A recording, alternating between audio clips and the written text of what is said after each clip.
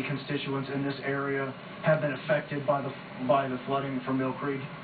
I do not have a count. I know of numerous businesses. I know of several dozen businesses that have been highly impacted. Matter of fact, many of them lost almost all their inventory. There's a few homes along Antioch Pike that have been damaged, and some trailers that were two trailer courts were highly damaged. You know, we've talked a little bit about and shown people throughout the day that damage on Antioch Pike and Goodwin, where the cars just piled on top of each other, and it was like a tornado went through there. Have you been able to go down there and see that too? I have, yes. And what did you think when you saw that?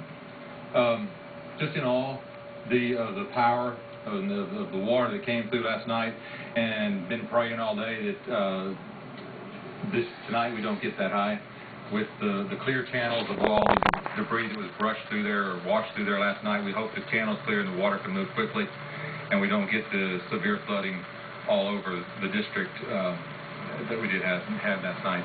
They've talked over and over again what we can do about Mill Creek in terms of this flooding. You know, it's a place that always seems to flood.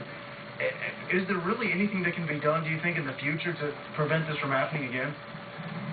You know, I don't know. I intend to be investigating that. I know that it's damaging, it's flooded before. There's areas that are always going to flood. I think no matter what we had done in the past, this would have flooded yesterday. I don't think it would have helped no matter what we had done. But I will be investigating to see if there's some way to help mitigate that potential in the future. Okay, Councilman, thank you so much, Dwayne. Nice to talk to you as always.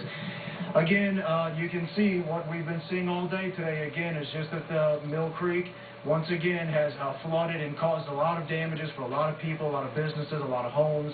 And as we've seen the water, it appears right now to be staying where it is, and it has covered up half of this road.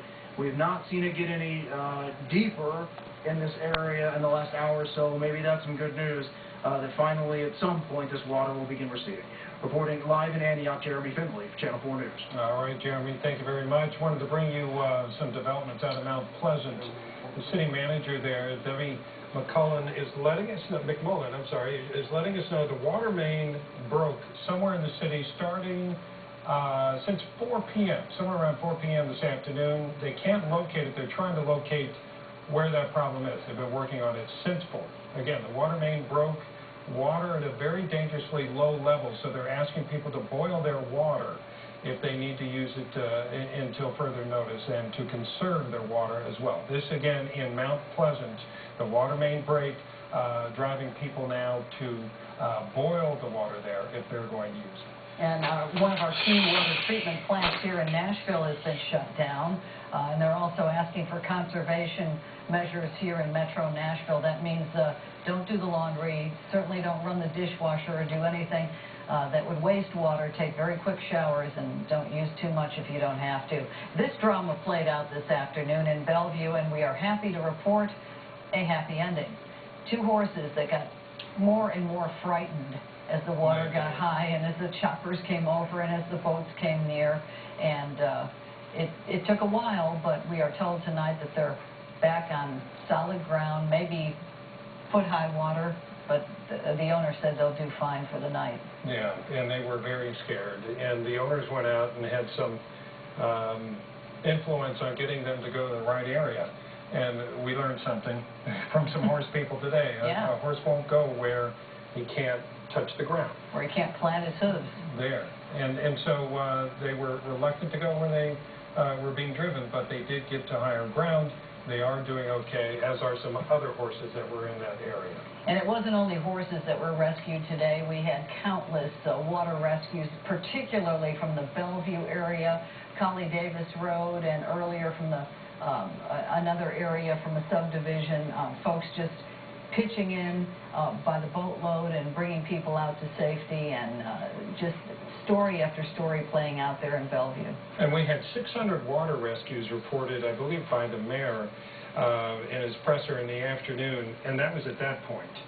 And no telling. Yeah, we don't know what that number is going to be. And there's a shot of I-40 in West Nashville. I-40 has been cut off at various places, going west and going east. It's not been the place that you want to be. And Dixon County, both directions of the highway completely shut down by high water. And we've had a lot of those folks go into shelters. Is this right now? I believe this is live. This is I-40 at 46 in West Nashville here.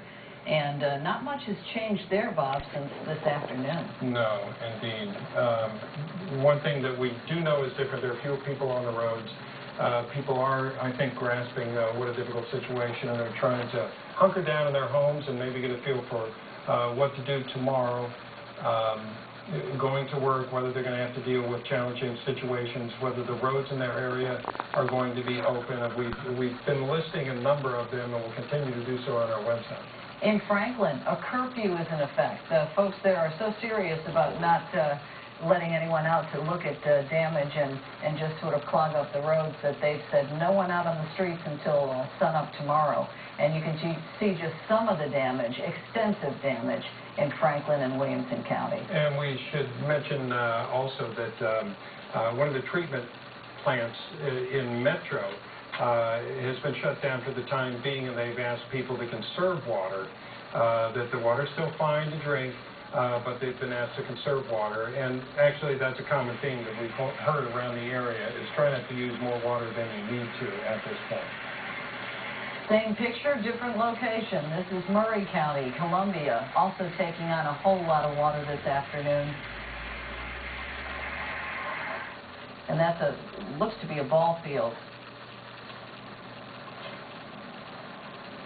Let's go to, we have somebody joining us now from Bellevue who was involved in a rescue this afternoon. Named Matt McIntyre. Matt?